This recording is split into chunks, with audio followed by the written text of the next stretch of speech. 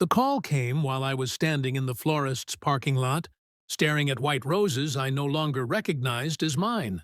Her name lit up my phone. I answered without saying anything. "I'm serious," she said. "No greeting, no warmth? If you don't fix this, I'll cancel the wedding." Fix this. The way she said it, calm, rehearsed, told me she'd practiced. Maybe in front of a mirror, maybe with someone else listening. I watched my reflection in the windshield. My face didn't move. That scared me more than her threat. "Okay," I said. Silence. Then a sharp inhale on her end. "Okay?" "Yes." I hung up before she could adjust the script. That was the moment something detached inside me. Not snapped. Detached. Clean. Surgical. I drove home slowly. Too slowly. Every red light felt intentional. Like the city knew what was unraveling and wanted front-row seats. The apartment smelled the same. Vanilla candles. Her perfume ghosting the hallway. Our engagement photo on the wall. Me, smiling like a man who believed in continuity. She came home an hour later. Her eyes scanned me first. Not my face, my posture, my hands. She was checking for damage. "You're calm," she said. I nodded. "You were right." "About what?" I didn't answer. That night she slept facing away from me.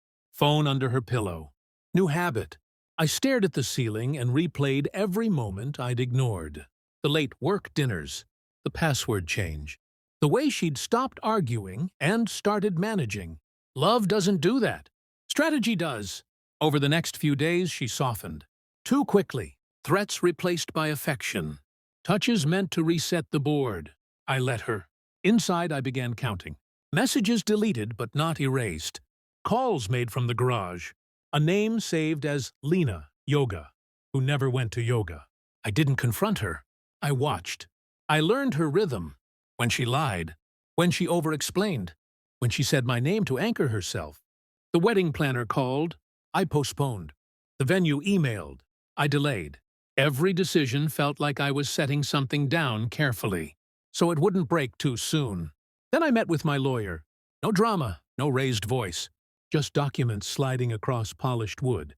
"What happens if one party withdraws?" I asked, after issuing an ultimatum. He looked at me for a long moment, then nodded. I went home with a thin envelope and a thicker understanding.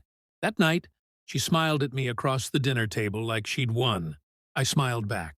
She had no idea the wedding was already over. The evidence didn't arrive all at once. It never does. It drips, slow, precise, designed to let you drown in it. Phone records first. A second number routed through a work VPN. Night calls that ended exactly when she unlocked the front door. Then a credit card charge from a hotel 10 minutes from her yoga studio. Tuesdays, always Tuesdays. Patterns are confessions for people who think they're careful. I stayed gentle, predictable. The man she thought she was managing. Inside, I rehearsed silence. The final confirmation came in a sealed PDF from a private investigator who didn't ask questions and didn't waste words. Photos, dates, a name I already knew. My best man. The irony almost made me laugh. Almost. I didn't rage. Rage is loud, sloppy. It gives power away. Instead, I called my lawyer again. We adjusted one detail. Then I printed the documents, signed where instructed, and placed everything into one clean white envelope. No label, no warning. Just wait. That evening, she brought up the wedding herself. "I've been thinking," she said, swirling wine she hadn't touched. "Maybe we rushed things." I slid the envelope across the table. Her smile stayed. Muscle memory. "What's this?" "Open it." She did, slowly at first, then faster. Her breath changed on page 3. By page 5, her hands were shaking. She looked up at me like a trapped animal finally seeing the walls. "That's not—" she started. I didn't blink. Her eyes dropped to the last page.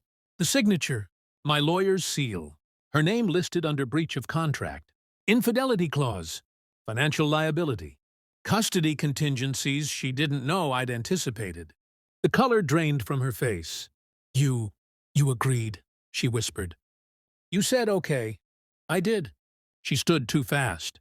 The chair scraped. Panic finally cracked her composure. You can't do this. The wedding? There is no wedding. Her phone buzzed. Once, twice. She checked it. Froze. I watched recognition land. He'd received his envelope too. Different consequences. Same signature. She reached for me then. Reflex. Survival. I stepped back. That hurt her more than any shout would have. I loved you, she said. Voice breaking now. Real, maybe for the first time. I know, I said. That's why this worked. I left that night with nothing but my keys and my calm. No speeches. No forgiveness. No final look. Weeks later, the venue refunded my portion. The planners sent condolences she didn't mean. Mutual friends stopped calling.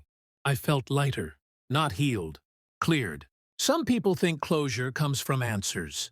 They're wrong. Closure comes when you stop needing to be believed. The last thing she ever sent me was a message I didn't open. I already knew the truth, and I was done carrying it for her.